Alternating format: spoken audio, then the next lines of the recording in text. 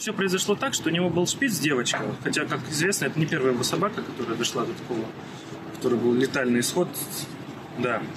То, что известно с камер, он ее бил, подзывал к себе, и в итоге все это дошло до того, что он просто избил ее насмерть. Вот. И как снимали очевидцы, которые какие-то жильцы, труп ее нашли на мусорке. Потом, в итоге, когда это все опубликовали в чат, он это понял, сходил за трупом с кем-то, забрал ее обратно, принес в квартиру. С того момента собаку, труп собаки, шпица найти не могут.